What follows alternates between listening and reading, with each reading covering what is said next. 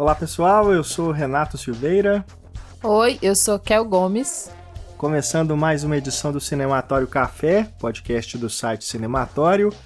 Neste programa temos vários assuntos, né, Raquel? Porque a gente não se ateve apenas à nossa atração principal, que é a série Boneca Russa.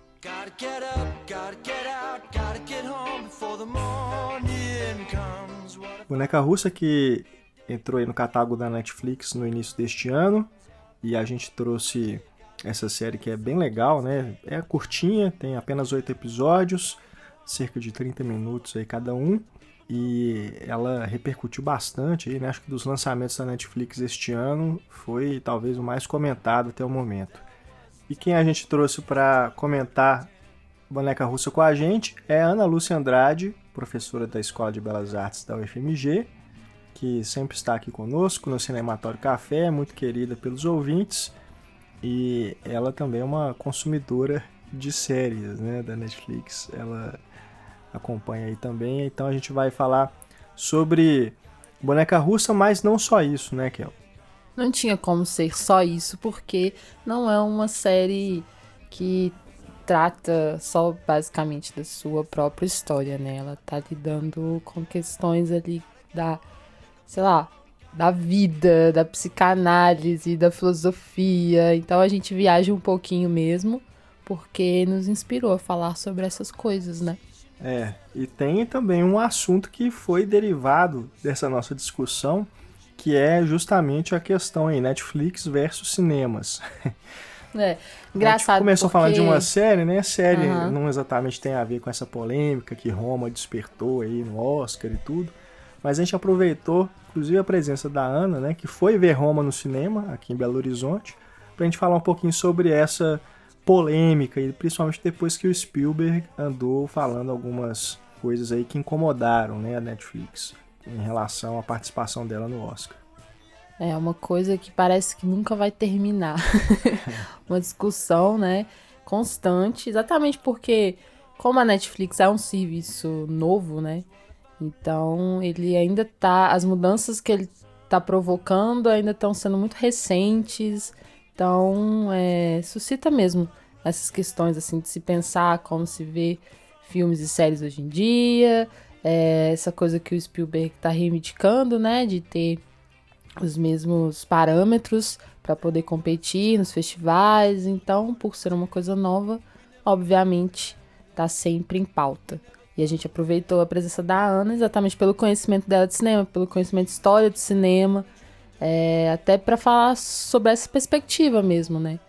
Netflix está acabando com o cinema? Não. Aguardem. Ou será que sim? Aguardem, né, aí o desenrolar aí da nossa conversa para vocês saberem o que a Ana pensa sobre isso.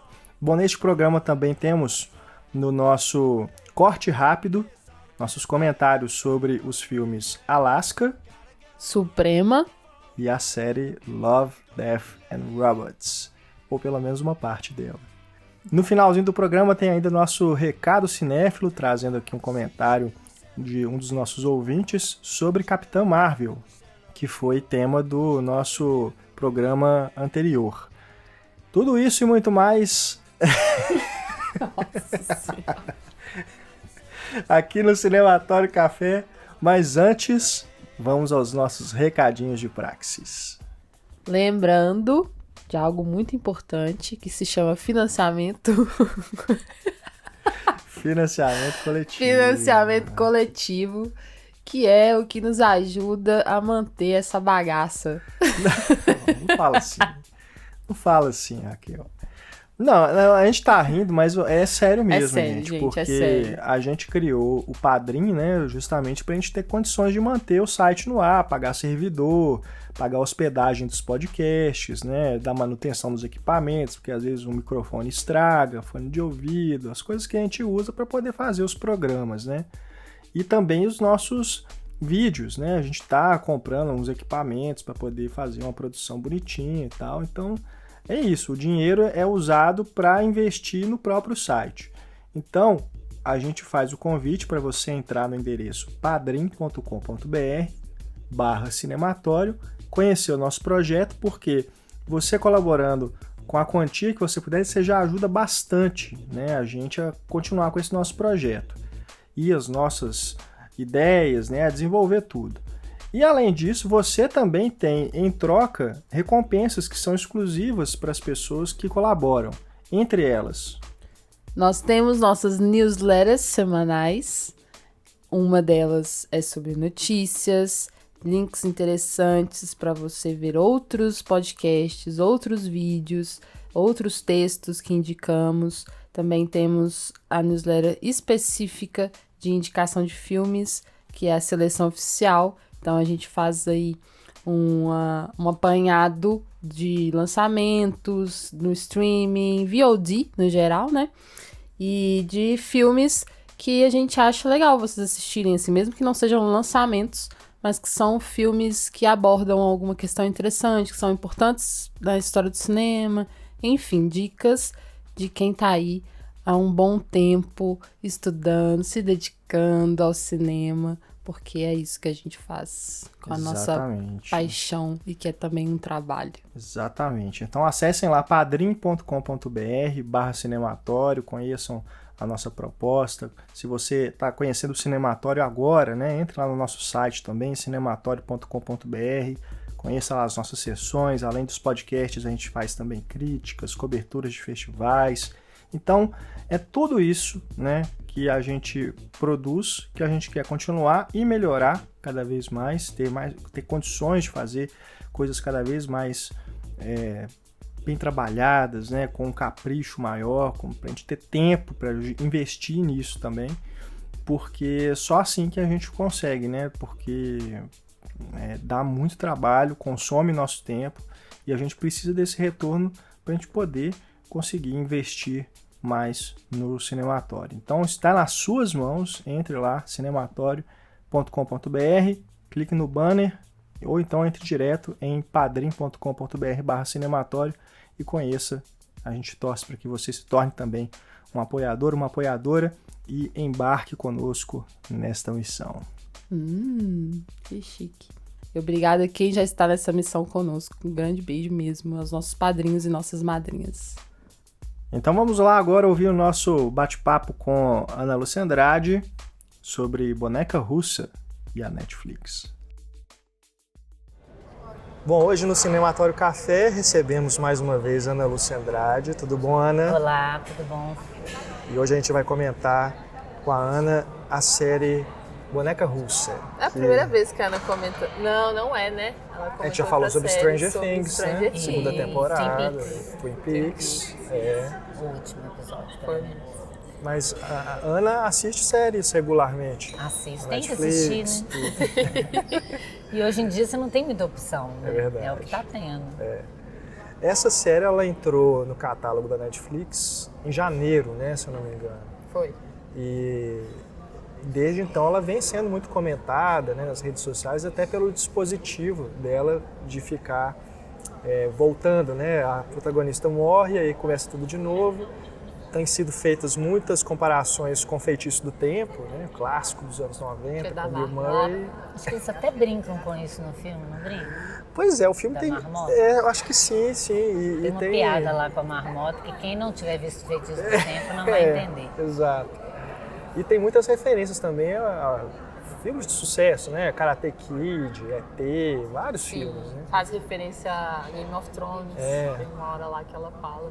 Os Outwalkers, caminhantes brancos. E é uma série que também chamou atenção por ter sido criada e dirigida por mulheres, né? As três criadoras, a Leslie Headland, a Natasha Lyonne, que é a protagonista, e a Amy Poehler, elas são as criadoras.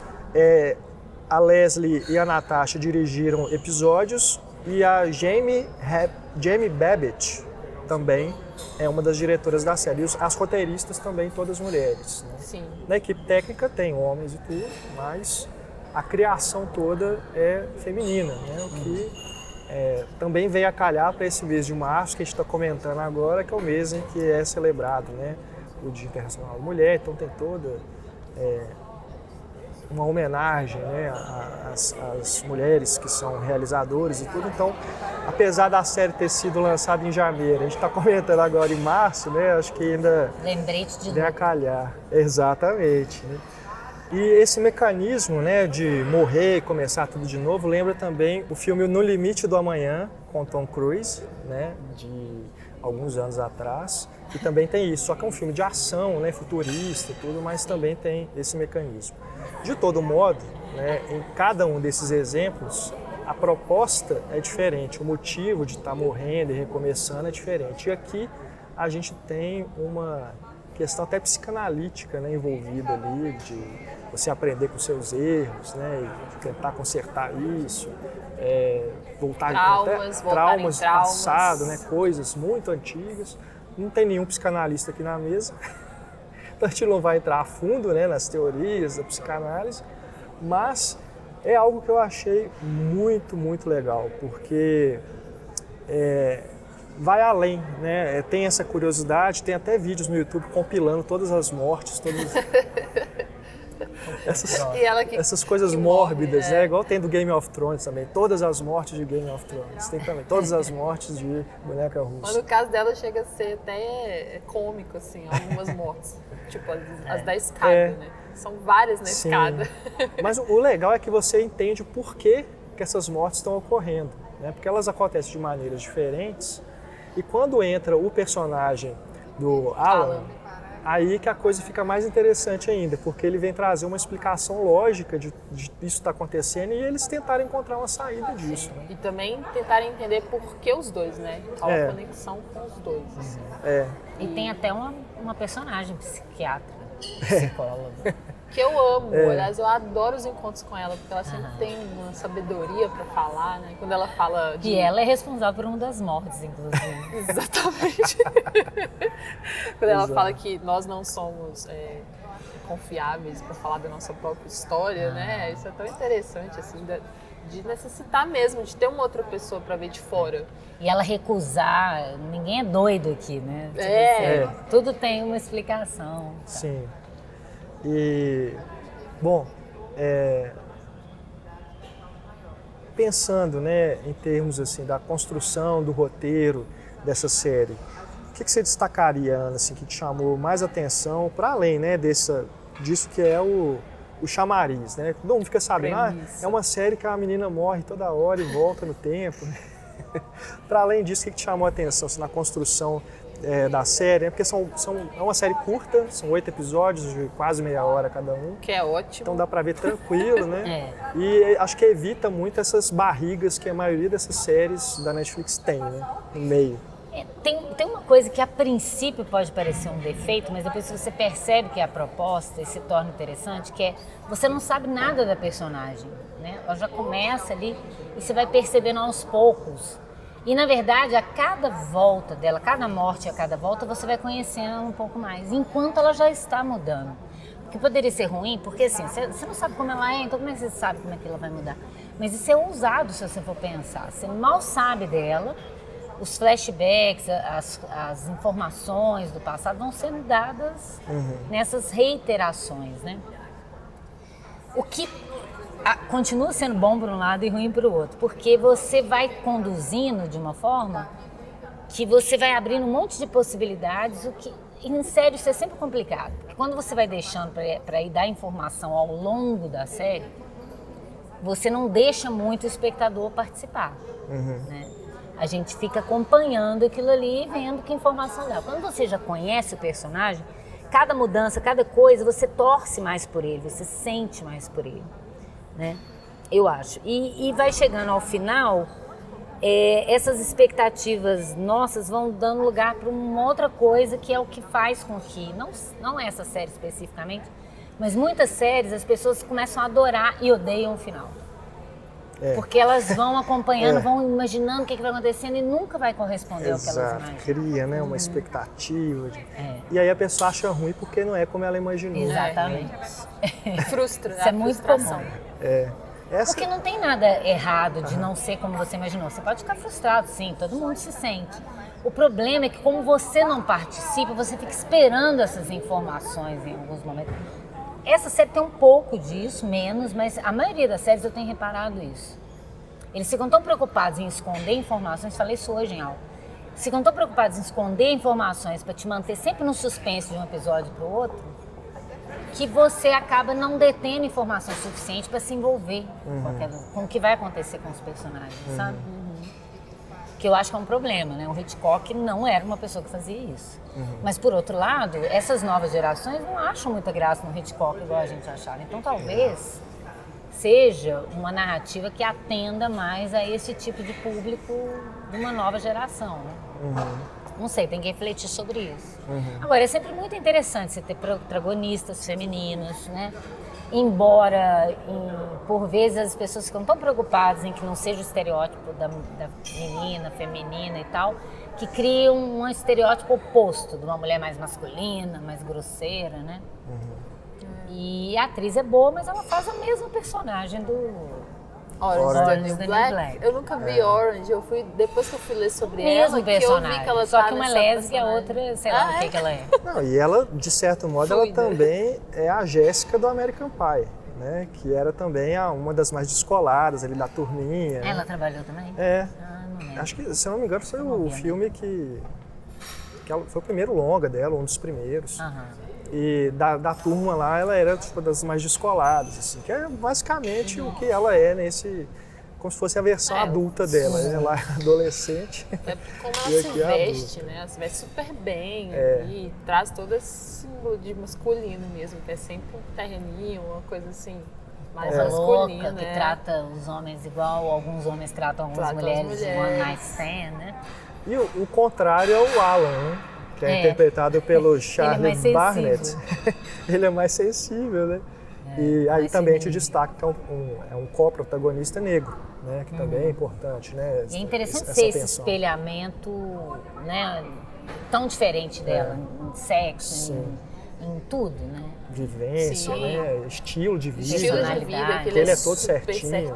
Tem um toque ali, né? Que deixa tudo... É um obsessivo e uma histericona. E no caso dele, quando você não... parece que ele aparece nos primeiros episódios, né? Mas ele só vai ser apresentado mesmo no quarto. A gente mal percebe ele, igual ela também mal percebe. Todos, aliás, né? Todos. O amante da namorada do Alan também tá ali na festa, né? E a gente não dá bola, assim, quem que é esse cara? Depois que a gente vê a importância. Acho que na primeira vez que ele aparece, eles estão ali flertando, né? E aí a gente não dá muita coisa. Depois ele se transforma, assim, em algo essencial para o conflito do Alan. Agora, por outro lado, isso mesmo que eu falei que eu falei só do contra, não falei do pró. Essa coisa de você nunca saber, você vai descobrindo como a personagem, pode ser a proposta mesmo do filme. Que ela também não descobre, ela não presta atenção em nada, então a gente fica acompanhando ela, a gente também não presta atenção em nada, a gente não sabe de nada, ela não tem consciência do seu próprio passado refletindo no presente dela. Então é interessante, por outro lado, nesse sentido, porque a gente vai se colocando muito no lugar dela, né? Que é bem interessante. Sim. Eu acho que tem a ver até com o próprio nome, né? De ser boneca russa, assim, que a gente vai... A matrioska. Vai tirando essas camadas, assim.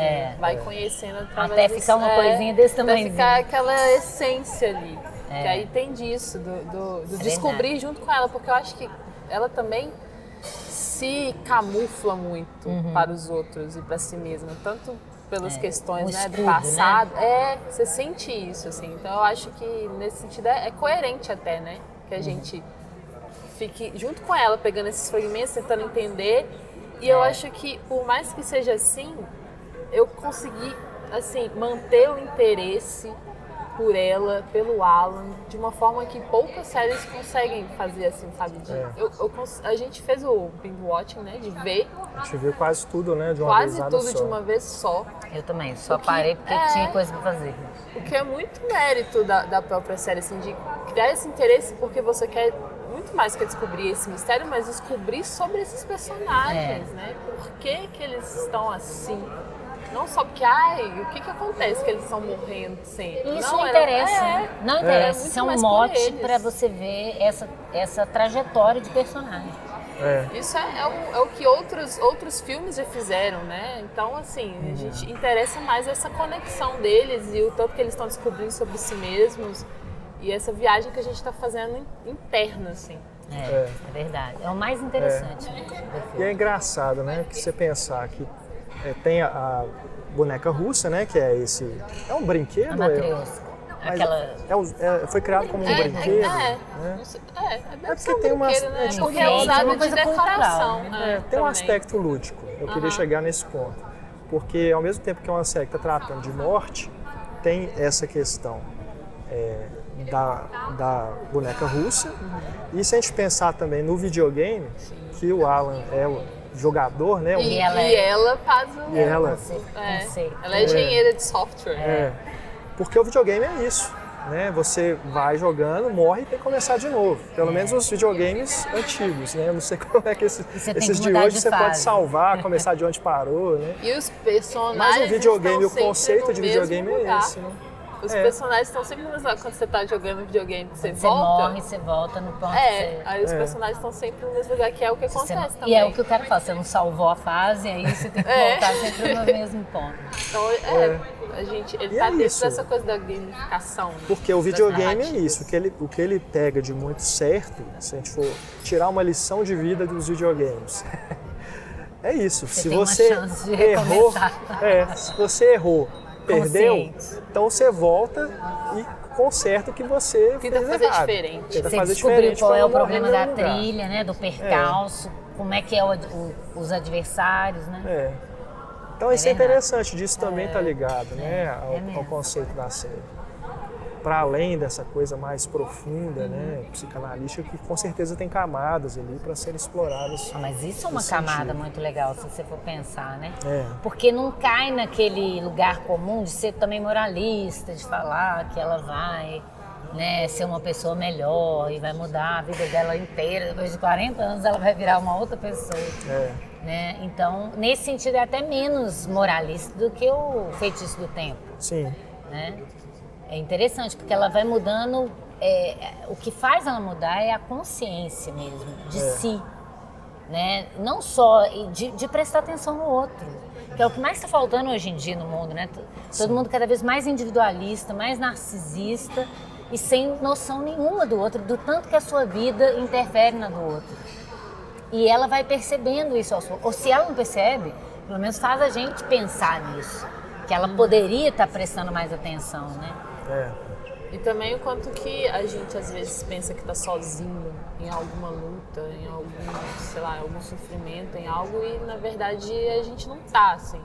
Isso eu acho muito bonito da série também, sabe? De mostrar que eles têm a quem dividir as coisas, porque tanto o Alan quanto ela, eles estão muito centrados nessa coisa de, né, de passar uma fase difícil ou um problema, um trauma muito sozinhos, assim. Aí quando eles se descobrem, eu acho que tem isso também, de poder compartilhar é algo que ajuda, né?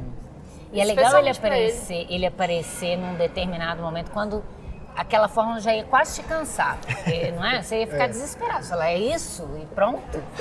Aí ele chega até dar um alívio mesmo, você tem alguém para descarregar aquilo. Que é um episódio, ele é justamente na metade, né? Na metade. E ali que vai te mostrar uma outra rotina, né? De morte e recomeço. Mas no caso dele, inclusive, ele sendo essa pessoa metódica, que segue estritamente uma rotina, ele até gosta disso, né? De ficar morrendo e voltando e começando tudo certinho no mesmo lugar. Ele fala que ele agora tem controle, né? Sobre as coisas. Ele tem uma consciência quase moralista, de ter que melhorar, de ter que ver o que ele fez de errado, como é que ele conserta, mas ele não vê. E ela, que não está buscando isso, ela enxerga isso mais rápido que ele. Sim, porque eu pensei nessa questão da rotina da seguinte forma: como que ela também afeta a questão emocional e psicológica. Porque a partir do momento que você tem uma rotina, que você faz tudo certo no seu dia, acorda no mesmo horário, toma um café, vai para o trabalho, volta e tudo, isso funciona confortavelmente. Você sabe o que vai acontecer, seguindo dentro do roteiro. Se você fica repetindo os mesmos comportamentos que são problemáticos isso se torna uma rotina na sua vida, você não vai sair do lugar também, porque você vai estar sempre insistindo nos mesmos erros, e aí isso vai afetar o seu relacionamento com as pessoas, o seu relacionamento com você mesmo, né? Então Esse isso é legal o pra grande gente recado pensar, do filme, né? Esse autoconhecimento, né? E como que eles vão trabalhando isso um com o outro, tentando descobrir, né? Os 3 episódios finais são muito legais por isso, né? Porque vão sumindo coisas, né? Do apartamento dele, lá do banheiro dela. O espelho some, que é uma coisa fundamental também, né? Os reflexos que estão aparecendo durante toda a série, né? Todos os episódios tem alguma coisa assim do espelhamento, assim, ela se olhando no espelho, um enquadramento que tem reflexo assim do vidro, né, dela dividida. Tem vários elementos assim que vão dando a dica, né? Então relacionados a essa estrutura. E é bem legal. E a Natasha Lyonne, ela dirigiu o último episódio, que é o que se chama Ariadne, né? Ariadne. E esse é o que tem a maior quebra assim de estilo, porque tem um momento que ele vai dividir a tela, né, fazer um split screen ali, e te engana, né, na montagem, porque você acha que eles estão indo se encontrar um com o outro. Aí de repente você vê que não, são linhas temporais diferentes, eles separaram, né? Aí você fala, putz, agora... Aí eu pensei, Agora e é o aconteceu último alguma coisa capítulo? diferente. Agora eles fazem isso com a gente? Porque isso dava uma outra temporada, né? Só Eu li essa que foi planejado como 3 temporadas, né? Parece que a segunda está confirmada, mas elas venderam para a Netflix como um conjunto de 3 temporadas. Então a história toda já está na cabeça delas. Eu só não sei se vão continuar os mesmos personagens, se vão apresentar outros, né? Não sei. Também não sei, porque eu também li que elas falaram que a história dessa primeira temporada está fechada.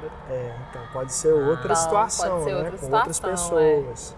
Às vezes até dentro daquele núcleo, né? De repente as amigas dela, não sei. Seria super aquele interessante, mendigo, por exemplo. que é uma figura super enigmática ali, né? A Ele amiga sempre dela parece também. que sabe o que está acontecendo no fundo. Você não teve essa impressão? Sim. Eu tinha sempre essa impressão. Ele sabe e ele parece bidu e ninguém dá bola para ele, né? Mas é muito interessante. E para alguém que ama gatos, você também deve ter ficado fã da série, né? Ela procurando o gato. Ela procurando desesperada, né? E o gato sabe também de alguma coisa. Gato sempre sabe de tudo. E também tem, né, esses outros personagens que eu gosto, essas amigas dela ali, todas são autênticas, sabe, de alguma maneira. Então, são personagens que dá pra explorar, todos eles. A mãe né? dela, que aparece pouco, que é a Chloe Sevigny. Sevigny. E a amiga que cuidou dela, a psicóloga, né? Dá pra fazer... Nossa, eu teria mais uma temporada só de flashback pra eu conhecer melhor essa situação. Porque são personagens interessantes, né? Sim. E é isso, é uma série que vai direto ao ponto, né? Não tem enrolação. Então, isso que a Raquel comentou, né? Da gente gostar dos personagens, torcer por eles e tudo, acho que é muito ver disso, rapidamente, porque uma coisa que você não tá nem entendendo por que acontece. Isso eu achei fundamental. E parece que é uma tendência, né? Acho que as séries estão diminuindo mesmo de tamanho. Mas eu acho bom isso. Eu acho que concentra mais. Não ser pautada pelo sucesso que está fazendo ou de querer estender o público para ficar aguentando ali assistir mais 20 episódios. Eu adoro quando é uma minissérie curta, assim, aí eu adoro ver assim direto. Né? Parece uma minissérie, não sei se é uma minissérie ou uma série, mas até agora o que eu vi foi uma minissérie. Em comparação também com outras, né? Que, tipo, Pois várias temporadas e os episódios também muito longos, assim. Eu acho que até uma necessidade, até para eles lidarem com essa quantidade imensa de conteúdo, né? Porque, puxa vida, você fica lançando 1, 2, 3 séries a cada mês. Quem que aguenta, né? A Netflix prejudica ela própria, porque ninguém consegue ver tudo. Agora, e é interessante, porque dentro disso que você falou, do monte de coisa que cita, né? Que é uma tendência desde os anos 90 para cá, não tem volta. Isso está na sua dissertação de mestrado. Não tem como a gente se afastar dessa intermedialidade, essa intertextualidade. Mas ainda consegue ser original. Ela tem uma base de referência, mas consegue ser original. Isso que eu achei muito interessante. Sim. sim. atualiza também, né? Todas essas referências, assim, atualiza para o contemporâneo agora, para questões contemporâneas. Eu acho isso interessante também. Porque ali, igual quando ela fala, né? Ela faz uma referência lá ao Sr. Miyagi, né? Assim, cera para a esquerda, cera para a direita. Tem uma hora que aparece o vasinho de planta murchando e você lembra da ET, né? Ela vai dando essas dicas, né? E o que acontece na vida da gente, né? A gente está o tempo todo referenciando filmes, referenciando séries, assim. Então é até essa identificação pela nossa bagagem. E eu acho que deve ter aí uma pesquisa dessas, assim, né? De algoritmos, Netflix, para entender que isso é o que a gente está querendo ver, sabe? Essa coisa de referências, essa coisa de gamificação, né? A idade dos personagens, assim. E que não atrapalhe, né? Assim, se você desconhece essas referências, não vai te atrapalhar o entendimento, mas vai enriquecer a sua leitura ou vai te dar mais prazer de reconhecimento dessas citações, né? Agora, ao mesmo tempo, eu pelo menos não senti necessidade assim, de uma explicação do que isso está acontecendo. Porque você joga lá no YouTube boneca russa, vai aparecer de vídeo explicando teorias. Mas isso é outra tendência. Eu não senti necessidade nenhuma, sabe? Quando fez os pássaros, todo mundo querendo saber por quê. Gente, não precisa explicar. É uma situação. Dada uma situação, é o ensaio sobre a cegueira do Saramago. Dado uma situação, como as pessoas se comportariam. O interessante não é saber por que essa situação foi dada, mas o que isso provocaria, essa situação. Então não me interessa como é que aquilo foi feito. Assim, o que quer dizer essa luz azul na porta? Será que é um buraco de minhoca? Será que é um... Caramba! Ela mesma começa a pensar isso. Que tem a ver. Que é super engraçado, porque realmente que chama atenção, né? Você olha assim, coisa esquisita. E vai se tornando cada vez mais poético, mais simbólico no final. E não necessariamente com uma simbologia que significa alguma coisa específica, escondida para alguns descobrirem. Não. No sentido poético, cada um vai pensar o que quiser. Acho muito bacana o final mesmo. Sim. Aquele circo, é tudo simbólico, né? Sai todo mundo de máscara pela rua. Me lembrou o Dia de los Muertos, né? No México, né? Parece que é alguma coisa ali, que tem uns bonecos de caveira, né? Essa festa... E tem tudo a ver com o Dia dos Mortos. Né? E celebrando a morte, inclusive, não como algo ruim, né? Mas com a passagem para um aprendizado, né? Uma evolução, né? A gente viu muito no filme da Pixar, né? O Viva. Que é bem isso. Isso de explicação e tal. É como se voltassem o foco para as coisas que não precisa, sabe? Tipo... Racionalizar tudo. Racionaliza. Ou essa coisa da explicação, isso me incomoda muito também. Não precisa, né? Não, realmente não precisa. Tem muito clickbait também, né? Essas coisas. Que a pessoa, tipo, ela imaginou um negócio aí que ela vai e cria lá a história dela, a interpretação dela e quer vender como algo que é isso. A explicação. É a verdade. Tem isso mesmo, para chamar o clique. Exatamente para essas pessoas tem um monte que, de nossa, canais, não entendi, sites, termina assim, blog, que tem gente ansiosa também, né? vivem Tipo, disso. Termina o filme, nossa, eu não entendi nada. Aí tem que ir pra internet imediatamente para saber. Ao invés de ela própria pensar sobre o que viu, pensar sobre aquelas imagens, sobre aquela narrativa e tal, não. Tem que ir na internet e ver o que estão comentando sobre isso. É pra esse tipo de pessoa, assim, clicar e ir. Mas é engraçado, porque ao mesmo tempo a gente fica apegado a esses elementos, né, da repetição.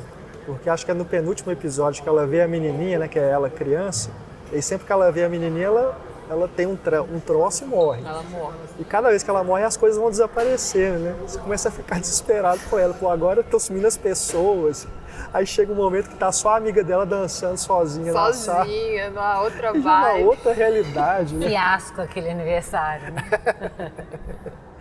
Ai, gente, muito legal. E é legal isso, porque as pessoas vão sumindo e ela que nem ligava para aquele tanto de gente, ela começa a sentir falta de cada perda. Né? Ela começa a dar importância para as coisas que ela nem notava, ou que passavam batido, né? Ou que ela não ligava mesmo. A gente voltando na série, com certeza a gente observa agora quais são as pessoas que vão sumindo desde o início. Assim, verdade. Não, isso é legal. Porque é uma casa que tá cheia de gente. Então, a partir do segundo ali, da segunda morte dela, já deve ter pessoas que já foram sumindo que a gente também não percebeu. Reparou, né? Que a gente nem reparou. Isso é legal da série ser curta, porque se você quer revisitar, é de boa, né? No fim de semana você mata, né? É até bom dar uma distânciazinha. Eu também vi logo que estreou, né? Querendo uma novidade, vi de férias ainda. Mas agora é legal passar um tempo e rever, né? Ainda mais depois dessa conversa aqui, que eu tô pensando um monte de coisa que eu não tinha pensado antes. Agora, uma coisa que a gente também tem que comentar é a música. Também é um elemento, é quase que um personagem do filme, né? Gotta Get Up, do Harry Nilsson. E é um personagem que fica. Ele se estabelece na sua cabeça e fica por um tempo. Eu tava lendo do, que... do cara é uma música clássica, não é? É dos anos... Parece que é a gravação original que toca ali. É a do próprio Harry Nilsson. Que foi... Não, a do menino. A do Essa é a Alan. música dela. Sim. A do Alan é uma clássica. É uma música clássica, Que tem, no último episódio eles fazem uma combinação das duas, fica legal. Mas essa do Harry Nilsson, ela é de 71 e eu estava lendo que a letra, né, fala justamente sobre a responsabilidade que a gente adquire na vida adulta nessa passagem da adolescência, que tem uma liberdade maior. E é muito isso, né? Os dois estão lidando com responsabilidades já adultos, né? Que eles são adultos, mas assim, não são pessoas de meia idade, né? São jovens São adultos. Jovens né? adultos. Estão ainda aprendendo muita coisa, né? Com essa nova vida, né? Trabalho, tudo, casamento, né? As relações ali. E em relação ao Feitiço do Tempo, também tem uma similaridade, que no Feitiço do Tempo tem a música da Cher, né? A Got You Baby, que toca no despertador, sempre que ele acorda. Né? Que essa é uma diferença também, né, das duas obras, porque o Bill Murray não morre, ele vai dormir, acorda e o dia se repete. Né? Então tem uma diferença também. Né? A questão de morrer está mais ligado ao filme do Tom Cruise lá, que também é uma espécie de videogame. Né? Ele está sendo indo para o combate, né? Mas essa música fica na cabeça, não tem jeito. E tem algumas outras músicas também que eu gosto, assim, a trilha sonora em si, ela é bem legal, né? Sim. As pessoas os produtores estão muito atentos a isso também, né? Não é só uma referência visual, mas também auditiva, né? Que você lembra de uma música, que às vezes nem era da sua época, mas você ouviu há muito tempo, né? É uma coisa quase que como que aciona um mecanismo nostálgico na gente, mesmo que a gente não tenha aquela memória direito, né? Sim. E poderia ser alguma outra música hit, né, dos anos 80, mas escolheram uma que era lado B, eu acredito. Né? Eu, pelo menos, não... O Harry Nilsson era mais conhecido como compositor do que como cantor. Né? E nas plataformas aí, Spotify e tudo, essa faixa subiu assim no... Ressuscitou claro, a topo faixa. das paradas. Ela morreu e nasceu de novo. E me lembra muito Paul McCartney. Toda vez que eu ouvia, Ele era lembrava amigo do dos Paul. Beatles, principalmente do Lennon. Mas tem uma história com cocaína também, que você estava falando. Cocaína, heroína. Aí, ó. Que Já aí logo tem a também ver. por isso. Aquele baseado que a amiga dela fala, a Maxine fala que tinha cocaína ali, um negócio Sim, misturado. a primeira coisa que ela pensa, né? O primeiro motivo que ela do pensa bad é essa bad trip, É a pesadona droga, que né? eu tenho. Que isso, ela vai atrás dos caras que venderam Ela até perde cigarro. tempo com isso, né? E a princípio, igual eu tô falando, eu pensei assim no roteiro. Gente, o roteiro tá indo por um caminho, em vez de ir por outro, né, e tal, mas eu acho que é exatamente isso. Ela perde tempo, continua perdendo tempo com as minúcias, sem perceber a chance que ela tá tendo de revisitar e de entender a própria vida dela, né? Exatamente. É nisso, até mostrando o quanto que ela perdeu esse tempo, fazendo coisa boba, imbecil, assim. Nossa, agora aquele namorado dela com o namorado da namorada do outro, meu Deus, que personagem escroto que é esse. Escrotíssimo. E ele se assume como escroto, né? Ele fala assim, eu sou a última opção. E você sabe que Elas até nesse recorrem a momento mim, eu mas eu achei sou a que, última eu opção. achei que a série deu uma certa humanidade, assim, porque ele é um vilãozão. É verdade. Mas na forma como ele fala isso, tem um peso, sabe? De ele estar reconhecendo que ele é essa Conformado, pessoa né? que só serve pra algum relacionamento rápido e vai ser descartado, sabe? E é engraçado, porque a princípio parece que tudo está se repetindo da mesma maneira, com nuances, né? Cada hora ele tá tentando uma mulher diferente, né? Mas a amiga dela com o baseado, toda vez ela fala o mesmo texto. Depois ela vai modificando também. E a relação dela na vida dela vai modificando. Né? Isso me dava até curiosidade no filme, de como que ele não explora as camadas paralelas. Porque fica nela e no cara. Sim. Mas e aquelas pessoas estão sendo afetadas também, por exemplo, a hora que explode o gás lá na casa da psicóloga, a psicóloga também morreu na realidade dela, né? Mas aí ela volta, ela tá lá de boa. E ela fica preocupada em avisar do gás toda vez que tá vazando. Vira uma piada. Não, e a gente olha, quando ele só, né, enquadra só o gás, o fogão, a gente já fica preocupado. Nossa. E você quer que ande mais um pouquinho, que ela não morra agora, para dar tempo de descobrir mais alguma coisa e tal. E tem também o ex-namorado, ex-marido, não é marido, né? O ex-namorado que tem a filha, né? Que ela se recusou a ir lá conhecer. E é legal ela retomar isso com a menina também, que é um negócio que pensa que é só um detalhe, mas ela vai ali, que ali tem chance também dela interferir, né? Essa menina jovem, que assim como ela, que foi onde ela dançou ali com a mãe e tal. Achei bacana. É muito massa. No episódio que ela, acho que é o penúltimo, que ela vai até a menina, né? Pra entregar o livrinho, né? E ali vira uma cena de filme de terror, né? Que ela vai tirando aqueles... Ela começa a sangrar pelo nariz, pela boca, cospe o sangue na menina. Depois ela tira um pedaço de vidro da boca, né? Que é uma referência à mãe, né? O problema mal resolvido com a mãe. Ele faz de tudo para sair do piegas. Toda vez que ele tá indo pra uma coisa moral e redentora, ele cria um trem que incomoda, né? Pra quebrar esse preguiça. Não, e na hora que a menina falou assim, ela ainda está dentro de você, eu achei que ela ia tirar uma pessoa de dentro da boca. E tudo é possível. Mas seria. Eu Começou a sair cabelo, alguma coisa. Né, pra, tipo, representar isso bem literalmente. Mas tem isso.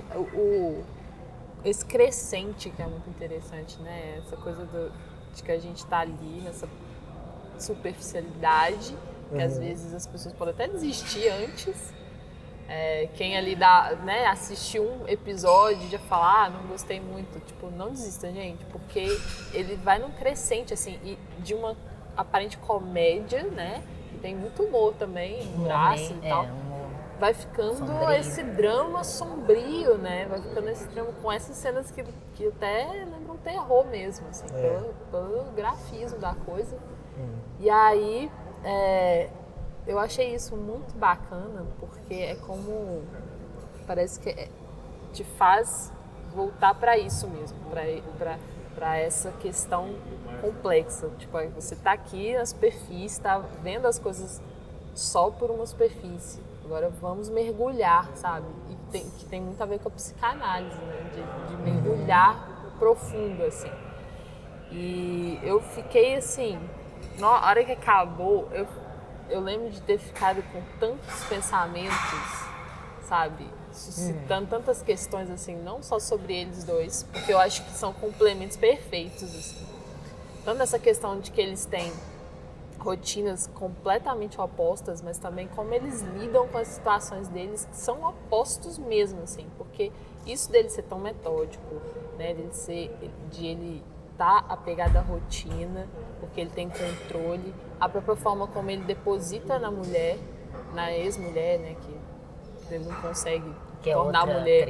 Orange is the New Black. Pois é, ele deposita nela uma responsabilidade de felicidade, tipo, que é a partir daquela ruptura que ele decide acabar com a vida dele, né? Assim, então ele tá depositando completamente a vida dele, a responsabilidade da vida dele, da felicidade dele, numa pessoa de fora. É uma conexão, é um tipo de conexão que é o contrário das conexões que ela tem. Porque ela já não tem essa ligação, tipo, sou eu comigo mesma. Evitar, né, coisas duradouras. Ela evita. A única relação dela mais profunda é com a psicóloga. Que criou ela. É uma espécie de mãe de criação, né? Sim, então como que eles se complementam tão perfeitamente, assim, em vários aspectos, né? Até pra isso mesmo, pra um ensinar pro outro, assim. Não precisa ser esse extremo todo, não. E eu acho isso muito legal também, porque ele pode criar uma ideia de, eles vão ficar juntos e tal. Então, ele já resolve isso logo numa trepada rápida, ocasional, inconsequente, que eu vira adoro piada. Enquadramento, Né? que é muito só a bom. bundinha do Alan, assim, ó. Sim, isso é perfeito. Não existe essa... A gente nem cria, né, essa expectativa Então, mas de antes romance. que se crie, já jogou pro alto, e eles começam a brincar com isso. Começam a brincar. E aí você vai vendo uma amizade mesmo, uma irmandade, de certo modo, né? No sentido de respeitar, de se importar com o outro que não tem nada a ver com a sua vida, não tem nada a ver com você, que está num caminho totalmente oposto, né? E virar uma pessoa de importância para você. Sim, né? Chegando no último episódio, eles estão muito preocupados. Quando eles percebem que eles se separaram das linhas temporais, eles ficam atordoados, né? Putz, e agora? Tô sozinho no meio dessa confusão. Agora eu tava lembrando também que, eu falei o negócio dos espelhos, a mãe dela quebra os espelhos da casa, né? Por isso que ela tira os cacos da boca. A mãe dela também E é muito maluco isso também sofrimento. dela. Tem uma hora na montagem, quando aparece o Alan primeiro, que você custa entender que ele está na mesma situação que ela. Mas se você vai rever, no dia eu não tinha entendido, voltei a esse episódio. A montagem é muito interessante, porque ele fica tornando um espelho do outro mesmo. Só que é impossível. Você fala, o que tem a ver esse cara com ela, né? Só que depois que você vai saber. É verdade. Aí um dos primeiros planos, né, do último episódio é isso, é um plano prolongado assim, que mostra um de cada lado, olhando no espelho, né? Ele no apartamento dele e ela lá na festa. É o mesmo cenário, inclusive, construíram ali, né, para fazer essa cena, que ficou legal. E eu gosto isso, do contato dos dois interferir na vida de todos. Por exemplo, num detalhe bobinho, né, que aquela amiga dela... que ela fala que ela não poderia ter tido um cachorrinho, que ela não ia saber criar. Ele fica sabendo dessa informação, depois ele devolve essa informação para a amiga, num sentido de consertar as coisas dela, né? Eu gosto disso. E que é um detalhe também. E ela também, quando ela vai conversar lá com a moça, a ex-noiva e tal. E aquilo que você falou, não tem maniqueísmo. A ex-noiva parece uma bitch no início, de repente você vai vendo que não. A forma como ele abordava tornava ela assim. Então muitas vezes é isso, a gente está vendo só do nosso ponto de vista e julgando o tempo todo o outro. E a nossa ação interfere em como o outro reage. E a gente não percebe isso. Sim. E eu só estou pensando nisso tudo conversando aqui com vocês, que eu não tinha pensado em tudo isso. Mas isso é o máximo assim, dessa série, né? O quanto que dá pra gente refletir sobre diversas questões. E tipo, igual a música, fica com a gente. É algo que fica mesmo. Isso pra mim é sensacional. E saber que são profissionais mulheres, sabe? A maioria que tá por trás disso e que, sabe, tá recebendo boa crítica, o público tá gostando. Isso é bom demais. Eu acredito que a partir daqui, né, elas terão uma projeção bem maior, né? Conseguirão projetos cada vez de maior destaque, né? Por exemplo, a Leslie Headland, que é uma das diretoras, das criadoras e diretoras, os 2 filmes que ela dirigiu são comédias românticas descartáveis, assim, né? Descartáveis no sentido assim que o circuito joga na programação para ficar ali 1, 2 semanas, depois tira e ninguém lembra mais. Né? Menos, né? 4 amigas e um casamento e dormindo com outras pessoas. Esses títulos brasileiros também ajudam muito, vai saber. E não sei se é um interesse mercadológico, mas enfim, tem que aproveitar essa onda, né? Que a Netflix tá dando muito apoio para essas produções femininas, né? Sim. Aquele filme Dumpling Sim, também. com a Jennifer Aniston. Muito bacaninho o filme, vocês viram? Não, muito ainda bonitinho o filme. Tá lá na Tem meu tudo para ser um watchlist. clichêzinho de filminho de menino e ele dá uma volta muito legal. Massa. E é uma equipe predominantemente feminina também, muito legal. Agora, antes da gente terminar, Ana, queria que você comentasse a respeito dessa polêmica que criaram a respeito da Netflix. Depois que teve toda a coisa do Roma no Oscar, né? Agora o Spielberg deu aquelas declarações falando que não, tem que criar uma regra, porque a Netflix também tem que exibir os filmes no cinema, igual todos os estúdios fazem, tem que ser tudo igual e tudo. Aí já tem os defensores da Netflix, né, na internet, que começam a falar que o Spielberg não sabe de nada, que ele tá com dor de cotovelo. Gente, até o Scorsese está fazendo isso, né? Então, eu prefiro acreditar no Scorsese do que no Spielberg. E a gente teve aqui no Brasil, depois do Oscar, inclusive, exibições de Roma no cinema. Eu vi. E as pessoas foram ao cinema ver Roma. Eu até vi algumas pessoas comentando, assim, incrível, ficaram animadas, mas pessoas que eram ferrenhas defensoras da Netflix. Não, as pessoas não têm condição de ir no cinema, tem que pôr na Netflix mesmo. Mas na hora que o filme está no cinema, corre para ver. Então, assim, você que tem, né, uma experiência que todos nós admiramos, você que é uma cria da sala de cinema, não da Netflix, como muitos dos recentes, os críticos mais novos, né, que tem muito crítico hoje que está começando carreira que começou a ver filme na Netflix. Né, isso é fato. Nada de errado, mas deixa que a pessoa saiba o que escolher ver, né? Não fique só nas novidades da semana. Né? Mas queria que você comentasse isso, a experiência. Você ainda mais que você foi ver Roma no cinema. A experiência do cinema está ameaçada pela Netflix? Eu não sei se pela Netflix, né? Tem uma coisa que é irreversível. É igual, durante muito tempo, alguns diretores tentaram ir contra, durante muito tempo, no final dos anos 20. Quando surge o som, tem diretores que vão se recusar. Falam, não, o Chaplin mesmo, o cinema é uma arte da pantomima e tal. Ele recusou até onde ele pôde. Aí mudou tecnicamente e mercadologicamente o processo. Ele não pôde mais lutar contra, teve que se render ao som.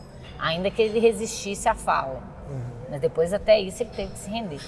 Então não tem jeito, você vai ter que se render. É uma tendência que parece natural. Até porque se a gente for pensar, o cinema não é mais a arte popular que era, né, que as pessoas iam ver por 25 centavos um filme, né, no início do cinema. Mas mesmo assim, você não tem mais cinema de rua. Cinema é uma coisa que está virando cada vez mais de elite. Só tem em shopping. Você tem salas populares, a preços populares ou gratuitas, mais no centro, igual a Sala Humberto Mauro, né? Igual o Miss Cine de Santa Teresa. Mas essas grandes produções acabam não indo para esse circuito, pelo menos não naquele momento, né? Sim. Às vezes em um momento posterior. Então, existe essa tendência. As pessoas não estão indo mais, né? Essa nova geração, toda vez que eu falo com um aluno, gente, assiste esse filme, eles perguntam, tem no Netflix? Exatamente. Acho que eu mais escuto. É isso. Eu vi um meme outro dia de uma aluna minha falando, gente, eu sou de uma geração que a gente baixava de qualquer maneira o filme, que a gente punha legenda, achava um pedaço do filme, emendava com outro arquivo. E agora o povo só vê o que tem no Netflix. O que aconteceu? Ninguém nem baixa mais um filme. Tô nem falando de ir ao cinema, que é uma outra coisa, né? Agora, você falou que eu fui criada na sala de cinema, mais ou menos. Porque eu via muitos filmes na TV. Sim, sim. Eu fui ao cinema depois quando teve essas salas abertas, essas salas mais populares, a Cine Clube, a Sala Humberto Mauro, que eu comecei a ver os filmes mais no cinema, né? Fora os lançamentos, né? Que eu fui conhecendo o filme. Agora, é inegável que é uma experiência completamente diferente. Você pode ter um home theater perfeito na sua casa, você pode desligar o celular, que ainda assim não é a luz. Eu falo sempre com os alunos, tem um diferencial muito grande dos americanos inventarem o cinema em 1894, no kinetoscópio do Thomas Edison, que era individual. E do cinematógrafo dos irmãos Lumière, que é uma sala de exposição conjunta numa tela ampla, que é uma experiência compartilhada. E isso faz muita diferença. Ultimamente está até dando preguiça dessa experiência compartilhada, porque as pessoas estão perdendo a noção do outro, do que é um ritual coletivo. Né? Então eu lembro desde a época que vocês faziam, né, no podcast, quando eu comecei no podcast, vocês tinham lá a patrulha. Lá no Patrulha cinema de cena, né? Patrulha A Patrulha Cinéfila. A patrulha cinéfila. Porque o povo fica falando no cinema, atrapalha. E hoje em dia é impressionante. Eu fui ver o Roma no cinema, tinha gente conversando. E era uma lista VIP de gente que foi ver o filme no cinema. Quer dizer, tá mudando uma coisa culturalmente para pior, eu diria, nas pessoas, que isso está interferindo nas relações sociais, né? Agora, a percepção, a imersão, o som eu tenho um equipamento bom lá em casa, mas eu não imaginava que o som do Roma fosse tão extraordinário quanto ver no cinema. Ver detalhes da composição do plano, que tem muita coisa composta no plano, coisas acontecendo no fundo, que numa tela maior você tá ali sem ficar de vez em quando olhando seu celular e tal. Distraindo, né? Sem distrair, você consegue aprender muito melhor. O meu primeiro professor de cinema, né, o saudoso Paulo Pereira, ele falava isso. A diferença de ver o filme na TV e no cinema, ele perguntava qual é a principal diferença. Aí todo mundo, o tamanho da tela. Ele falou assim, não. A diferença é que você larga o mundo para ir ao cinema. Você vai mergulhar num outro universo, você vai vivenciar uma experiência através da vida de uma pessoa, de algumas pessoas ali, os personagens. Você tem uma imersão numa realidade virtual, digamos assim, de uma outra pessoa. E que hoje em dia não é todo mundo que tem essa imersão, porque eu fico vendo as pessoas estão mais preocupadas em comer, conversar e mexer no celular, né? Que sempre teve gente sem noção, mas agora parece que aumentou o número. É impressionante. Eu acho que tinha que proibir de entrar com o celular, que é a única forma das pessoas não ficarem acendendo aquela luzinha no meio de um filme. Tinha que botar bloqueador, igual tem presídio. Ué. Eu tava pensando aqui agora, não como ligar. que uma coisa pode influenciar na outra? Porque se essa imersão te faz, né, deixar o seu mundo e você passa a vivenciar o outro, isso de certa forma está sendo um exercício de empatia ali, sabe? E as Muito pessoas vivo, estão cada vez muito menos vivo. empáticas. Esse Então, que é o problema. então, se as pessoas estão perdendo essa imersão em outras realidades, em outras vivências, elas também estão perdendo mais capacidade de empatia, porque elas não estão exercitando isso. Elas votam em gente desqualificada. Deviam ver boneca russa. Mas Agora, de qualquer maneira, né, Nossa. eu acho que não se pode lutar contra isso. Eu acho que tinha que dar oportunidade, por exemplo, para não acabar mesmo no cinema, porque senão vai acabar. sim. A gente só vai ter filme de super-herói no cinema, filme de superprodução, né? Ou só da Disney. Então tem que ter um mínimo nicho ali, porque senão a gente vai perder essa possibilidade. Sim. Então eu fui ver, eu fui convidada para uma lista VIP, nem todo mundo pôde ver o Roma, né? Não queria que fosse assim também. Embora eles estavam vendendo o ingresso, né? Tá, Mas acho eu que participei da lista, eu não comprei. Mas e acho quanto que era era até esse ingresso? acho que era até barato, acho que era R$10. Uma coisa assim. Então, Devia ter uma carga, né, para venda e outra Uma pra coisa que eu acho, convidados. ficou maravilhosa a reforma da sala do Cine Brasil e tal. Pra quem não é de Belo Horizonte, era o maior cinema de rua que tinha, né? E Antes foi do exibido metrô. lá onde era o cinema mesmo ou naquele teatro de Naquele menor. câmara? É o teatro de câmara. Que Mas é muito bom. Assim, É muito mesmo, bom, a assim. projeção é Melhor que excelente, muita sala o de som cinema. muito bom. Há muito tempo eu não vi uma sala tão boa em BH. As de shopping, o povo não dá uma manutenção boa, acaba aí perdendo a qualidade sonora. Agora, eu acho fundamental...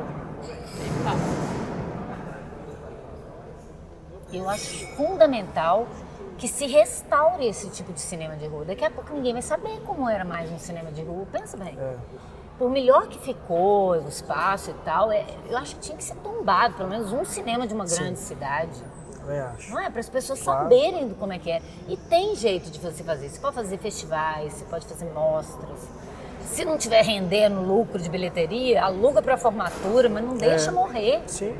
aluga para evento, Eu né, sei palestra. que aqui em Belo Horizonte, se eu não me engano, o Cine Patê, na Savassi, a fachada é tombada.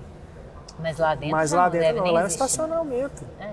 Um estacionamento. E tem vários, né? Ali na Floresta tem um cinema que virou motel, tem cinema que virou igreja, que é o A mais maioria comum. virou essas igrejas evangélicas, ajudando a fazer esse desserviço de falta de empatia, porque de cristão eles parecem não ter nada.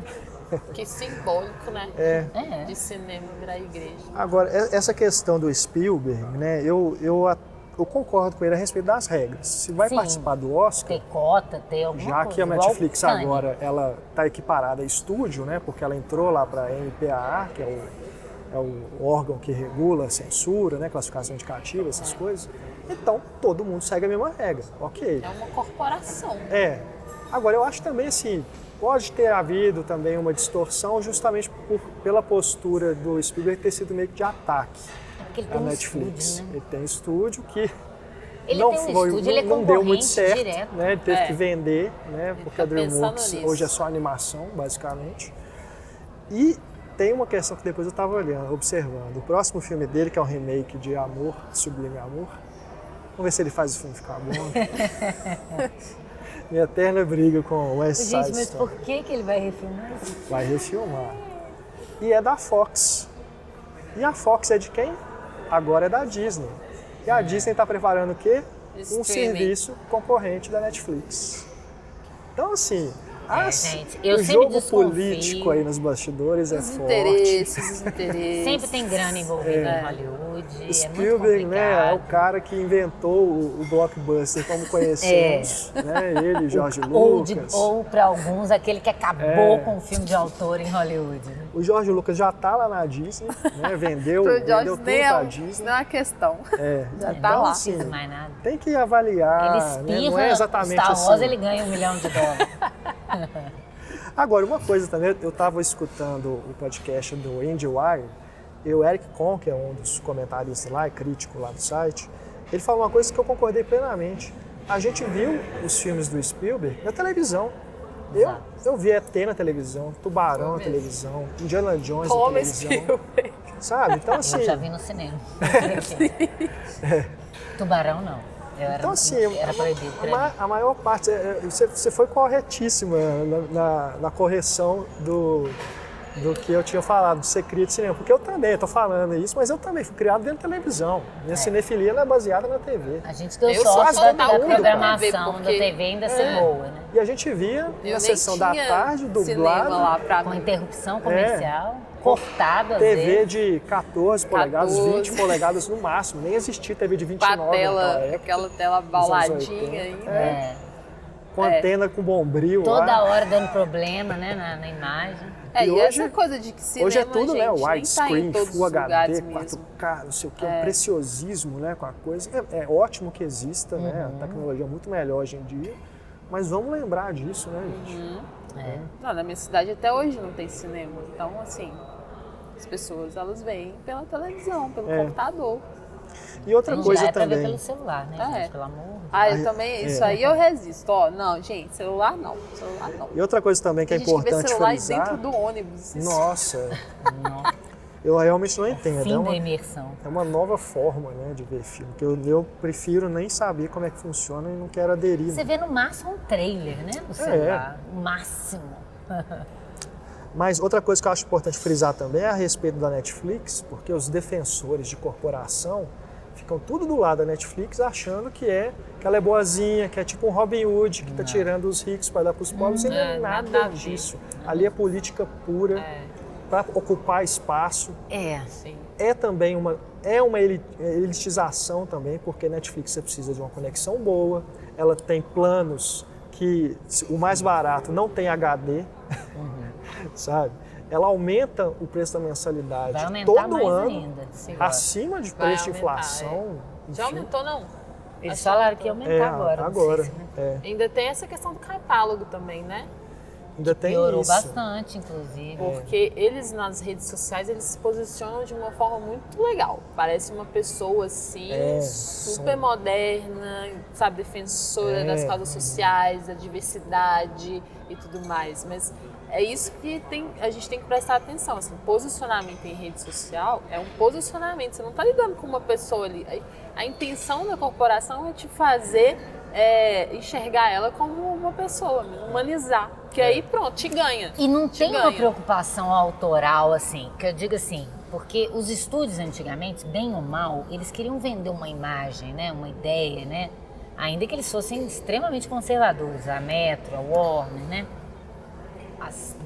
da antiga, quando Hollywood fundou. Então, mas hoje, por exemplo, você vê um Sense8, eles não estão preocupados em fazer um filme que conecta com as novas, os novos grupos, as pessoas que estão defendendo os direitos LGBTI, Paraná. Mas é porque dava grana. Parou de dar dinheiro, não faz Acabou. mais. Exatamente. Não que os estudos fossem diferentes, né? Essa onda de Mulher Maravilha e Capitã Marvel é enquanto for rentável. Acabou de ser rentável, não faz mais não. Eles sempre foram assim, né?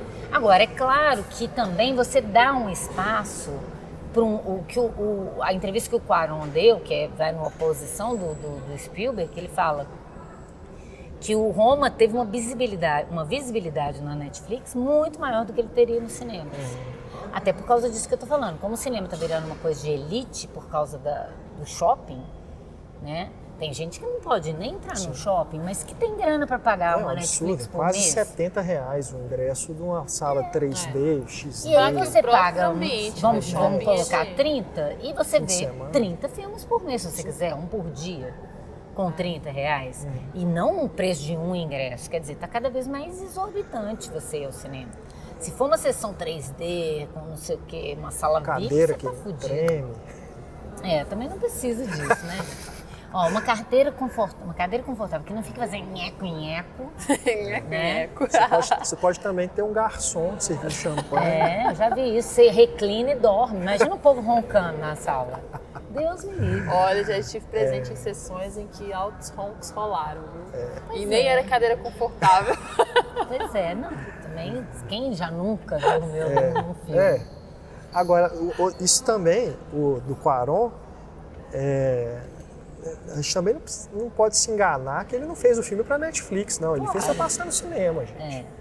Tanto que a Ana foi assistir e viu que a experiência é outra, né? E o Oscar, é um filme para cinema. Isso. O Oscar sinalizou isso. Tipo assim, ó, nós vamos indicá-lo para melhor filme, mas não ganhou. Mas indicou, né? Isso ali foi E ele ganhou melhor filme o estrangeiro. recado, né? Estrangeiro. Mas filme não. Né? Então a indústria ainda está com um pezinho atrás para saber como é que isso vai ser. Agora, quem trabalha na indústria está muito interessado nisso. Tá todo mundo. A Natasha Lyonne, qual estúdio de Hollywood que ela ia chegar e ia propor isso e eles não fazer isso? Exatamente. No máximo para uma rede de TV e tal, americana, né? Uma HBO, sei lá.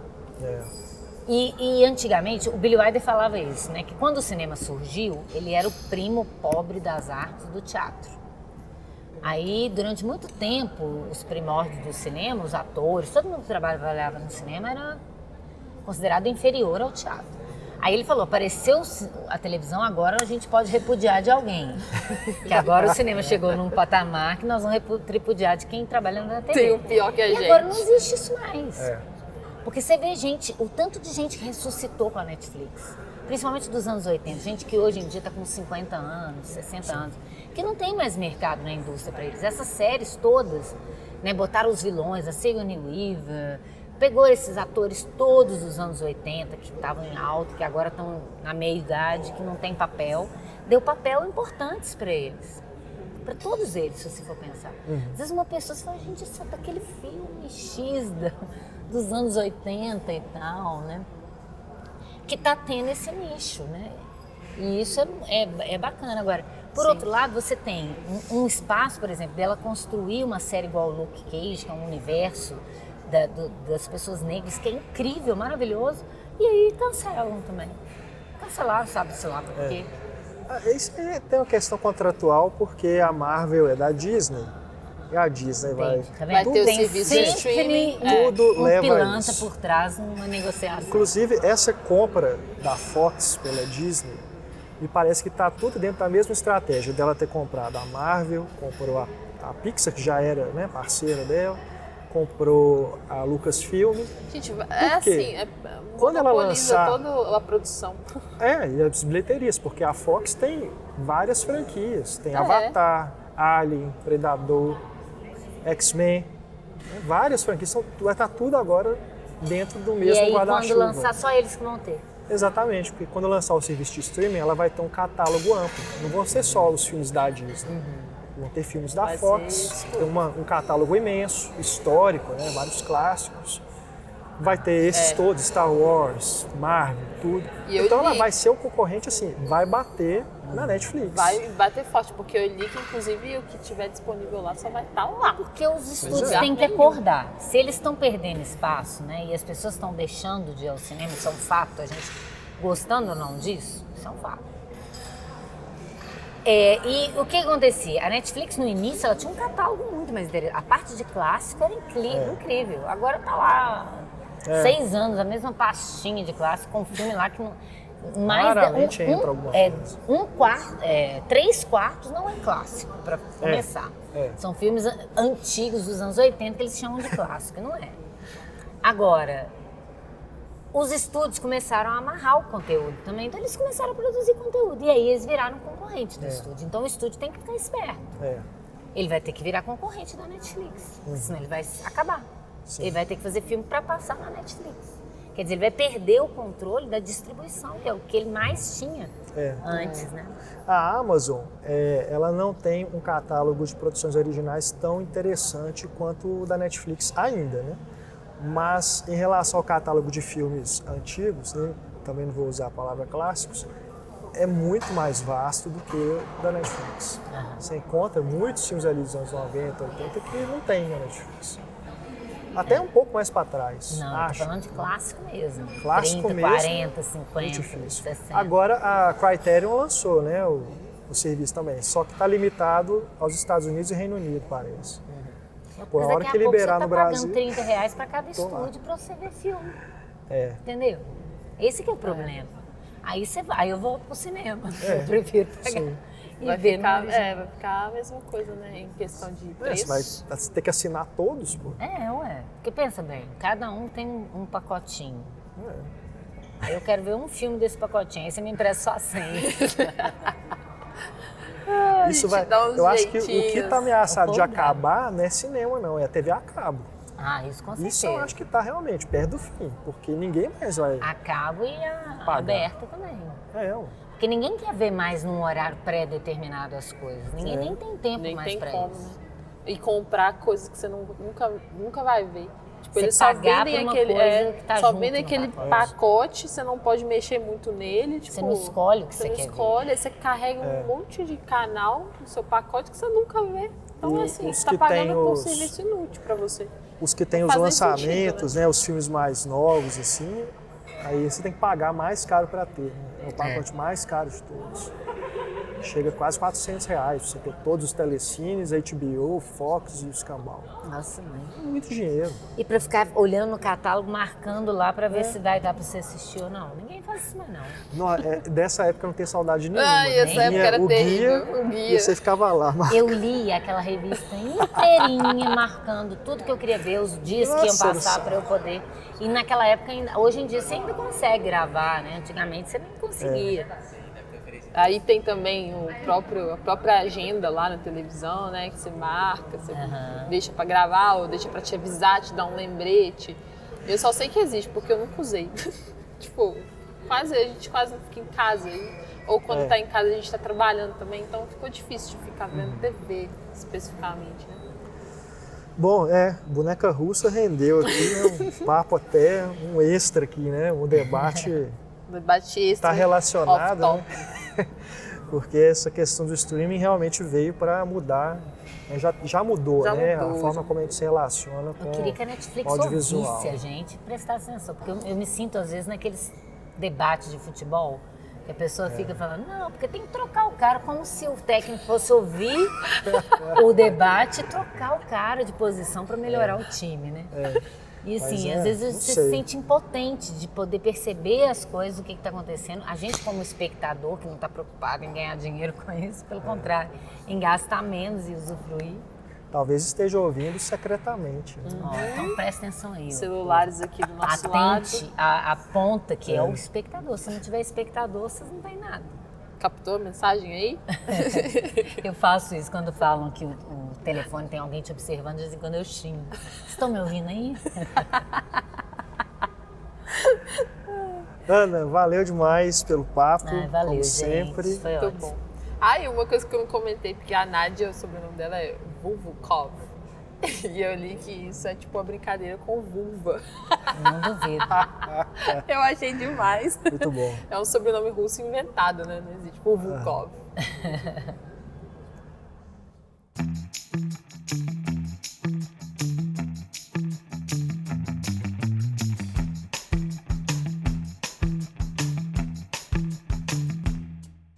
Tá aí então nosso bate-papo com a Ana, né? Sempre muito proveitoso, a gente sempre aprende muito com ela. Esperamos que vocês também tenham gostado tanto quanto a gente. E agora vamos para o nosso corte rápido. Kel, começar com você. Você foi ao cinema assistir a um filme Nossa.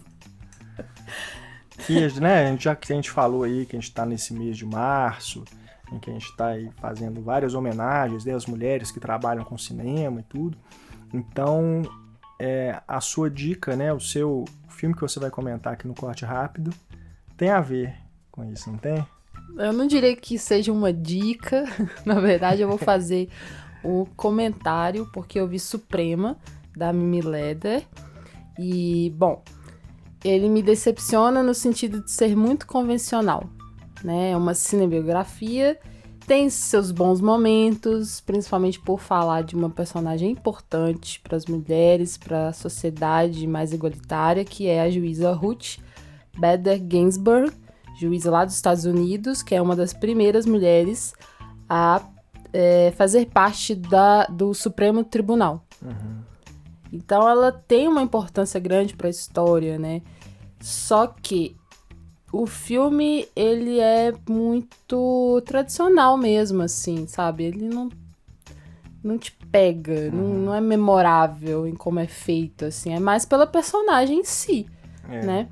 E quem faz a personagem é a Felicity Jones, que já tem até esse estilo, né? De fazer essas personagens, assim, mulheres mais determinadas e tudo.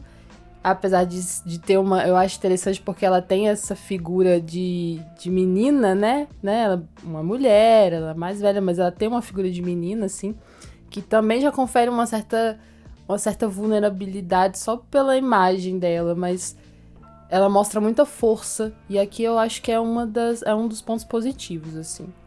O marido dela é o Armie Hammer, ele tá bem também, mas nada excepcional. E eu não sinto muita química entre os dois. Bom, ela tem esse problema de retratarem ela como essa pessoa, assim, sempre muito... que enfrenta todo o machismo, enfrenta todas as situações, muito determinada, quase imbatível. Então, eu não me sinto muito... Eu não tenho uma identificação, sabe, verdadeira. Parece que eu tô vendo uma super-heroína da vida real, assim. Então eu acho que isso afasta a gente um pouco, né? Porque você, apesar de ela passar alguns momentos de fragilidade, são muito poucos e não são tão explorados, assim. Por exemplo, o filme se divide muito claramente em duas partes. Na primeira parte é muito episódico. Por ser muito episódico, vai passando pelas situações de uma forma muito superficial. Tem um momento na vida dela que ela enfrenta o câncer do marido, mas isso é resolvido muito rápido, assim. Você não sente o peso disso. E o casal já tinha uma filha neném. Também é outra coisa que passa muito superficial. Você não vê a dificuldade que seria para esse casal, os dois fazendo o direito. Ele com câncer, ela com a filha pequena, então fica uma coisa assim muito superficial mesmo, você não sente o peso desses problemas que ela enfrenta. Tanto que ela tem que ir nas duas aulas, tanto na aula dele quanto na aula dela, assim, para os dois conseguirem se formar. Então é algo assim, né, excepcional. Você fala, poxa, essa mulher realmente era para chegar onde chegou, sabe? E aí na segunda parte, que é a parte que eu acho que o filme faz melhor, que eu gosto mais também, porque eu sempre apreciei filmes que trazem dramas de tribunal. E aí ele se torna isso, porque o recorte é muito específico em um caso que foi importante para a igualdade de gênero, né? A nível de lei mesmo, assim, que ela conseguiu trabalhar junto com o marido. E o interessante é que é um caso relacionado a um homem, o cliente é um homem. Ele sofre discriminação de gênero por ser homem, e aí ela aproveita dessa oportunidade pra falar disso. Ah, legal. É interessante mesmo, porque ela pegou exatamente esse gancho, né, de um homem que, na verdade, é porque ele é um cuidador, e naquela época eles achavam que pra ser cuidador teria que ser mulher. Uhum. Então, ela pegou esse gancho e conseguiu trabalhar sobre igualdade de gênero através de um cliente homem. Isso é super interessante. Então, o caso em si, eu achei bacana, assim, exatamente por ver essa discussão de lei e tudo. E outra coisa também legal dessa segunda parte é a relação dela com a filha dela, que já tá crescida, já tá adolescente. E aí tem essa diferença, assim, porque ela batalha pela igualdade de gênero no discurso, na lei, no trabalho dela, né? Já a filha dela vai conflitar com isso, porque ela acha que a mãe devia ser mais... ir pra rua, fazer... como que eu vou explicar? Ser mais agressiva, sabe? Não tentar só pela mudança de lei, só por isso, assim, mas tentar ir mesmo pra rua e fazer mais manifestações, enfim. Então tem essa diferença, sabe? De como lidar com a mudança. Só que as duas querem a mesma coisa, mas as duas estão lidando de formas diferentes, né? As batalhas são diferentes e ambas são importantes. Então isso eu acho legal também.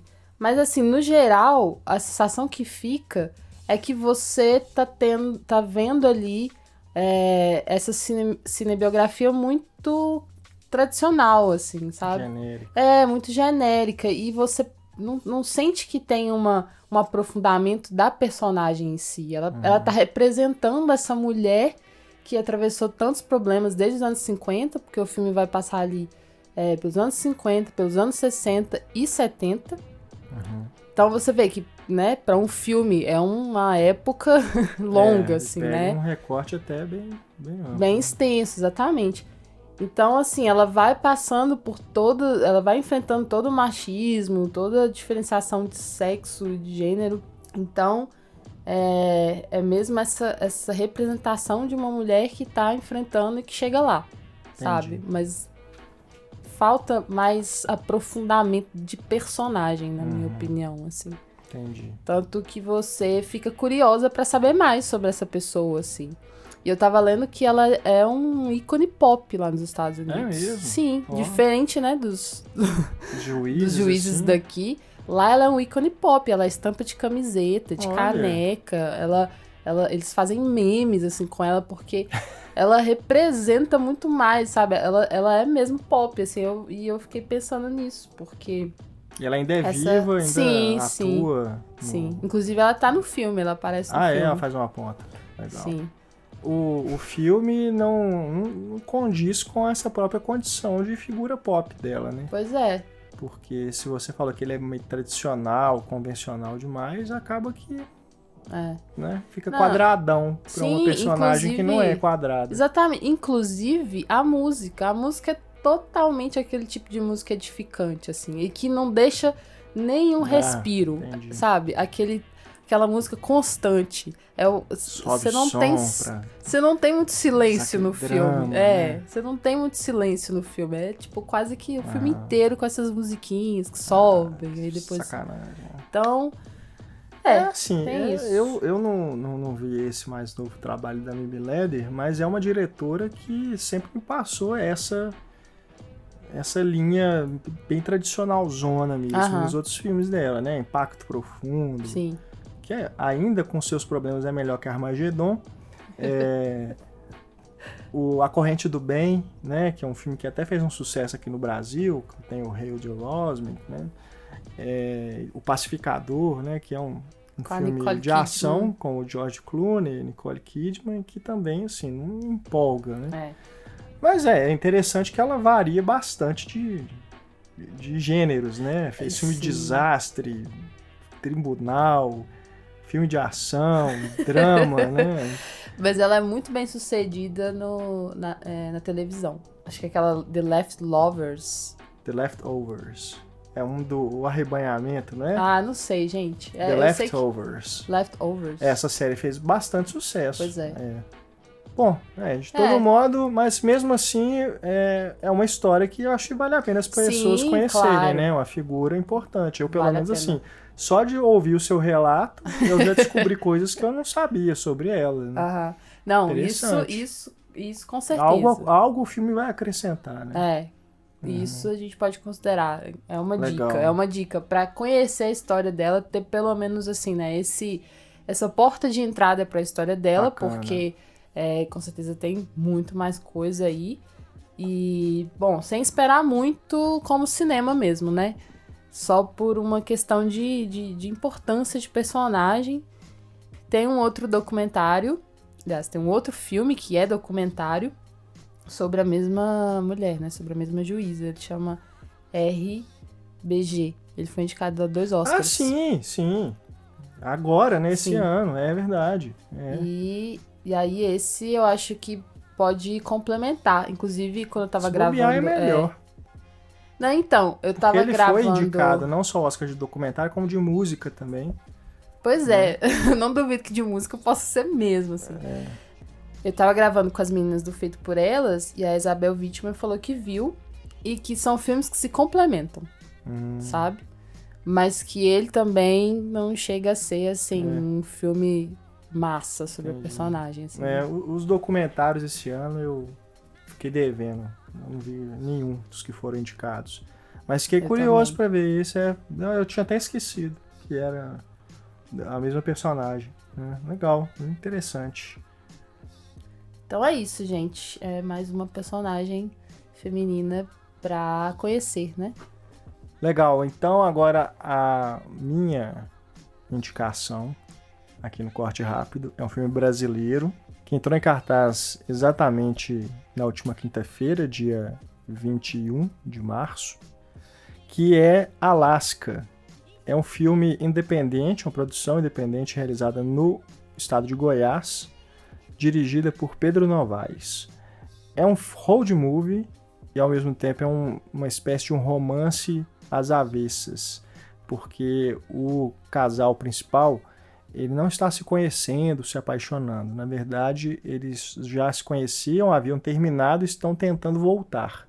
Então eles fazem essa viagem ali pela região da Chapada dos Veadeiros, que é um lugar maravilhoso, e foi um lugar onde eles viveram, né? Uma história de amor e tudo, foi muito importante no início da relação deles.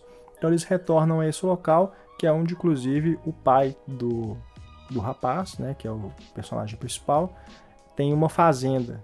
Então ele tem que ir lá dar uma olhada na fazenda, porque ele herdou essa fazenda e não sabe exatamente se quer dar sequência, né?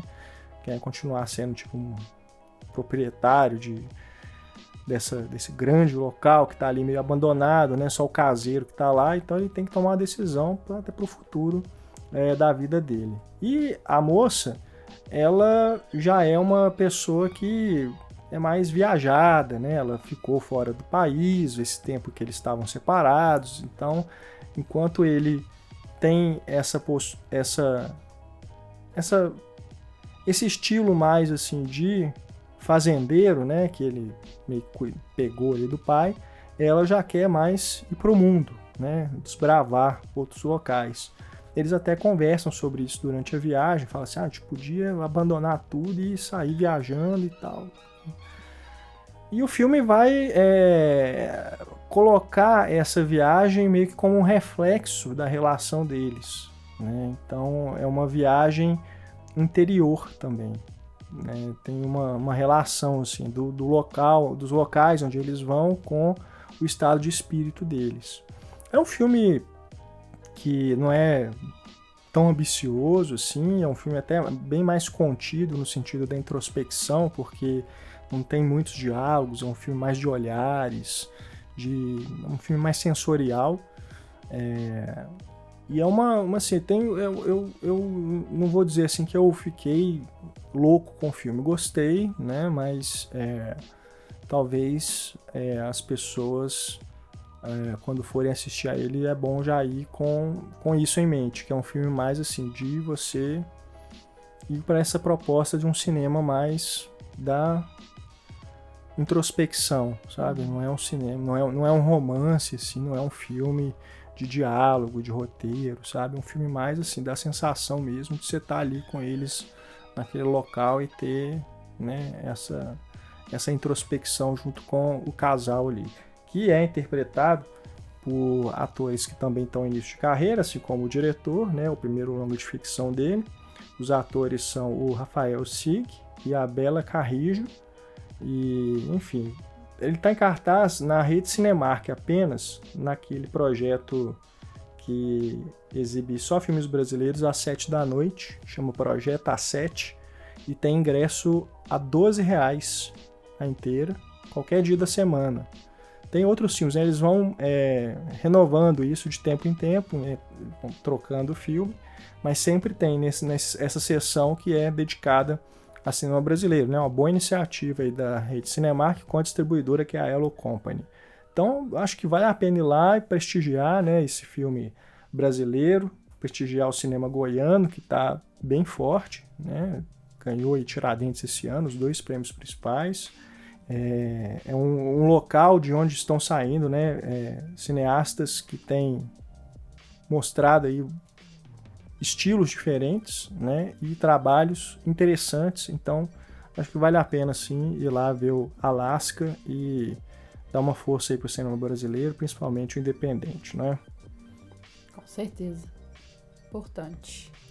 Esse episódio foi bastante dedicado aí à Netflix, então a gente volta aqui pro finalzinho do corte rápido para comentar a série Love, Death and Robots, Amor, Morte e Robôs, que entrou aí este mês na grade da Netflix. E é uma série que eu vi metade, né, um pouquinho além da metade, vi 10 episódios, são 18 ao todo, e esses episódios são curtinhos, né? Acho que, pelo menos até agora, o mais longo que eu vi tem 18 minutos. E são todos de animação. E são histórias independentes, todas elas indo para um ou mais gêneros, dentre esses de terror, ficção científica, fantasia, né? É um cinema fantástico, né? Então, para quem curte esses gêneros, vale muito a pena ver, porque são estilos de animação diferentes também. Tem desde a animação tradicional até a animação mais do hiperrealismo no CGI, né? Tem um dos episódios que eu vi, é impressionante a qualidade da textura da pele, né, dos personagens que eles criaram por computação gráfica. Eu fico me lembrando de quando lançou Final Fantasy no cinema, que foi o primeiro longa, né, todo com seres humanos animados, né, que foi com essa proposta do fotorrealismo, e como que evoluiu, né, de lá para cá. E justamente na questão assim, dos movimentos, dos olhos principalmente, movimento da boca, né, que lá no Final Fantasy ainda era uma coisa meio dura, assim, que já entregava a artificialidade, né, daqueles personagens. E, nossa, a gente já está muito evoluído, né, na criação desses seres por computação. E Sim, chega a enganar. Tem um take de um dos episódios que eu vi que é assim, um close, um super close no rosto de uma mulher, que é impressionante. A lágrima descendo, sabe? O olho assim, se movimentando dentro do globo ocular. A boca, é uma coisa realmente está ficando cada vez mais próximo assim, de você perguntar, opa, peraí, isso é uma pessoa, é CGI, né? Eu faria um teste, assim, eu colocaria uns figurantes feitos em CGI no meio de filme live action pra ver se as pessoas iriam perceber, sabe? Sem avisar. Tipo, fizesse um filme com, né, atores normalmente, e no meio ali colocasse um personagem CGI, sabe? Sem avisar, pra ver se passaria, assim. Se alguém comentaria, eu percebi essa coisa meio estranha. Se não, ia ser doido, né? As pessoas só depois descobrindo que aquele personagem, na verdade, é todo CGI. Sim. Porque, por exemplo, em Capitã Marvel também a gente tem um CGI muito bom. no Samuel L. Jackson. Sim. E aí eu fico pensando que talvez a gente veja que não é ele, porque a gente sabe que é CGI, também porque a gente conheceu ele quando ele tava naquela idade. A gente sabe como ele era. Mas e se não fosse alguém que a gente conhecesse, sabe? Se fosse uma outra pessoa que a gente nunca viu antes, assim, não ia passar? Eu também acho. Eu acredito que já estejam até fazendo esses testes aí, a gente que não percebe, a gente tá caindo. Bom, mas esse episódio que eu comentei, né, desse super close que me espantou, é o episódio Além da Fenda de Áquila, que é um que se passa no espaço depois que uma viagem dá errado e a nave dos protagonistas saem de curso, né? E deixa eu ver aqui se eu consigo achar a direção, porque cada episódio tem um diretor diferente, apesar da série ter sido criada pelo Tim Miller, que é o diretor do primeiro Deadpool, e tem produção executiva dele, da Jennifer Lee e do David Fincher, né? David Fincher que se tornou aí com o tempo um dos grandes nomes da Netflix, né? Teve por trás de House of Cards, Mindhunter, né? E agora essa Love, Death and Robots. São, deixa eu ver aqui, 4 diretores: Leon Berel, Dominique Baudin, Rémi Kozira e Maxime Louer. São estúdios diferentes também, né? O principal é a Blur Studios, mas tem estúdios produtoras, né, que trabalham em conjunto realizando esses curtas. E o outro que eu mais gostei além desse, aliás, esse é um dos que eu gostei muito, mas o que eu mais gostei até agora é o que chama-se A Testemunha, dirigido por Alberto Mielgo. Esse filme também me chamou muita atenção pela animação realista, apesar de o rosto dos personagens ser daquele rosto de animação japonesa, sabe? Com os olhos maiores, assim. Quando chega perto, você percebe que é um desenho. Mas quando eles estão correndo, caramba, é muito realista a movimentação. Esse ele é mais assim, ele tem essa coisa da ficção científica, mas é uma história mais de mistério, assim, que a personagem principal, ela vê um assassinato pela janela e ela tem umas memórias, assim, uns flashes, e ela tentando descobrir o que está acontecendo, né? E aí ela entra começa a ser perseguida e tal, aparecem umas pessoas que ela não sabe quem é, e ela trabalha com uma espécie de garota de programa, mas não garota de programa, assim, de fazer programas. Às vezes ela... eu não sei exatamente qual que é o termo, mas é daquelas que ficam fazendo na webcam. Não, que tem uma webcam, tá. Ela fica lá, tira a roupa e tudo, fica, né, o que o cliente está pedindo lá, ela faz. Faz striptease. Mas também não sei termo. Eu não sei o termo exatamente, mas não é exatamente uma garota de programa, né? Mas aí acaba que é isso, rola uma confusão danada e ela tem que fugir, né? E é muito legal assim, a história e tudo, como que termina, é bem interessante. E um outro que eu gostei muito também, esse é uma coisa que vai mais pro lado da fantasia, mas também tem a ver com a questão da robótica, né, da ficção científica, que é Boa Caçada, se eu não me engano aqui em português, em inglês é Good Hunting. Esse ele tem também essa coisa da animação japonesa, né, embora se passe na China, e mistura com essa coisa do... gente, me fugiu o nome agora, mas é aquela ficção científica que vai mexer com aquelas criações de robô, igual tem no Hugo Cabret, sabe? Os autômatos, né? Mas tem um nome também para isso que me fugiu agora.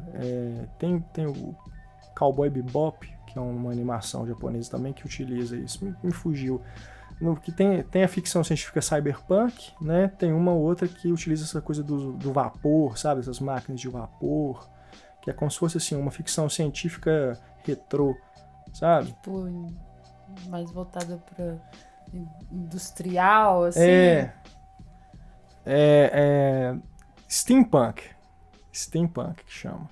Eu tava lembrando só do cyberpunk, steampunk, que é o vapor, né?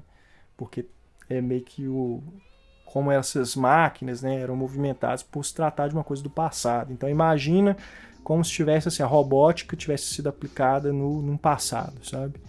E é meio isso. Aqui no caso na China, né? No início do século XIX, XX, não sei bem ao certo. Mas aí ela mistura, essa história ela mistura essa questão da ficção científica com a fantasia, né? E eu não posso falar também aqui muitos detalhes para não estragar, mas é muito legal mesmo. Então assim, os episódios vão variando, tem uns mais legais que outros, tem, né, como sempre, até agora eu não vi nenhum que eu falei assim, nossa, esse foi ruim. E me parece que é muito assim, uma tentativa da Netflix de trazer meio que um concorrente pro Black Mirror dentro da própria programação, né? Que até quando começa assim, lembra um pouco Black Mirror, né? Com a tela inicial, né? Com os créditos e tudo, assim, aqueles barulhinhos, né? E de tratar também de ficção científica. E tem essa questão também que está sendo debatida aí agora da ordem, né? Dos episódios, que parece que para cada pessoa, dependendo do seu perfil, né, de espectador, muda a ordem, né? Eu tenho 2 colegas lá na rádio, em Confidência, onde eu trabalho também, que a ordem deles foi diferente da minha, né? Então, acho que isso é uma experiência que a Netflix está fazendo, né? Eu acho que pensando assim, por que eles estão fazendo isso? Eu imaginei que pode ser para a questão até da divulgação mesmo, porque você vai conversar com alguém e fala assim, você viu tal episódio? Não, isso eu não vi, não apareceu para mim ainda. Então vai instigando, né, no boca a boca as pessoas a assistirem a série inteira. Isso é interessante, né? Você viu 2 episódios até agora, né, Kel? Eu vi 2. Eu vi aquele que é a vantagem de... A menina que é lutadora, esqueci o nome dela. Um UFC, né? Tem um octógono lá com os monstros. Aí ela entra em simbiose com um monstro. Né, tecnologicamente. Eu vi esse, que eu achei massa também. É legal, Ele e o outro vai tendo umas reviravoltas, né? É legal. Achei massa. E vi os 3 robôs. Que é bacana. Super engraçado isso, né? Isso é uma comédia, né? Sim, esse é comédia. Mas é um humor inteligente, Sim. assim, né? Bobo, né? Um humor inteligente que vai falando sobre... São robôs, né? Que estão ali em contato com a memória de como esse ambiente, eu acho que é a Terra mesmo, humano, e aí eles vão comentando sobre os seres humanos de uma forma bem irônica, bem crítica, e a gente vai concordando, né? Porque é bem isso. A gente só pode concordar, né? Tem gato, que é legal. Bom, então eu vou continuar assistindo aí, terminar de ver a série, aí no próximo programa a gente comenta mais alguns episódios, né? Porque acho que foi um dos lançamentos aí bacana ali da Netflix nesse começo de ano, junto aí com a Boneca Russa. Bom, vamos para o nosso recado cinéfilo, para a gente finalizar aqui o nosso Cinematório Café, e desta vez a gente traz um comentário que foi deixado no post do episódio passado sobre Capitã Marvel. Quem escreveu foi o Alan, que assina como Aspen BH, e ele fala o seguinte, que é sobre aquele momento do bate-papo, que é o que a gente fala sobre a briga da Capitã Marvel com a velhinha dentro do metrô, né? Então eu tinha falado, né, sobre... Você comentou, né? Eu falei assim, se você não achou polêmico, né? Ela bater numa velhinha, aí você falou, né, que já tinha desconfiado que ela não era uma velhinha, né? Então, que isso ali já trouxe esse distanciamento para você. E o nosso ouvinte aqui falou o seguinte: a gente já sabia que a velhinha era um Skrull disfarçado, porque quando ele está entrando no vagão do metrô, oferece preferência de passagem para ela, que estava descendo do trem. Ela que, no caso, a velhinha. Poucos segundos depois, subindo a escadaria para a estação do metrô, a Capitã Marvel também cruza o seu caminho com essa mesma velhinha, que então já estava descendo em direção à rua. Logo, ela jamais poderia estar dentro do trem. Eu nem tinha percebido essa velhinha antes da Capitã Marvel confrontá-la, né, dentro do vagão. Mas interessante ter esse detalhe, né? Os diretores terem se preocupado em dar essa dica, que eu realmente não percebi. Eu também não lembrava disso. Ou pelo menos assim, você vê que ela tá tem essa cena, você vê que ela tá dando licença para alguém, né? Que o Skrull tá dando licença para alguém, que essa pessoa, mas você não dá muita atenção. Você acha que é só um figurante e tal, né? Eu me lembro, eu me lembro deles fazerem isso, assim, de passar por essas pessoas, assim, dar licença, mas eu não me recordava que era ela. Exatamente por isso, porque eu acho que eu não prestei atenção em quem tava ali. Então foi muito bem observado pelo Alan. Muito obrigada pelo comentário, porque isso indica o quanto que eles construíram direitinho ali, né? Pra já te dar uma dica. E também pra já adiantar um pouco e não assustar tanto as pessoas que, né, poderiam ficar um pouco mais... Você assustou, tadinho. Bom, então você faça como o Alan, faça como outros ouvintes que têm mandado os recados aqui pra gente, deixe a sua mensagem tanto aqui na página do episódio, né, aí na caixa de comentários, quanto também por e-mail. É só escrever para contato@cinematório.com.br e a cada programa a gente vai escolher um recado cinéfilo para a gente trazer aqui para o encerramento do programa. Você também pode entrar em contato com a gente pelas redes sociais, estamos em todas elas, Instagram, Facebook, Twitter, tem também o nosso canal no YouTube, né? Mas assim, gente, se vocês querem mandar o recado aqui pro podcast, né? Tenta pelo menos identificar que vocês querem que seja um comentário aqui pro programa, né? Porque depois as pessoas saem deixando comentários espalhados aí e dificulta pra gente achar, né? Mas é só falar assim, ó, recado cinéfilo pro Cinematório Café. E a gente vai juntando aqui e traz no cada episódio. Hora das nossas próximas atrações. No Cinematório Café da semana que vem, vamos falar sobre Nós e Suspiria. Nós acabou de estrear no cinema, Suspiria está chegando às telas agora no fim de março. E temos novo episódio do De Volta para o Sofá chegando com... As Patricinhas de Beverly Hills. Alicia Silverstone e companhia, nesse filme dirigido pela Amy Heckerling, né? Agora, no primeiro episódio a gente falou sobre Quero Ser Grande, clássico dos anos 80, agora a gente fala sobre um clássico dos anos 90, né, Kim?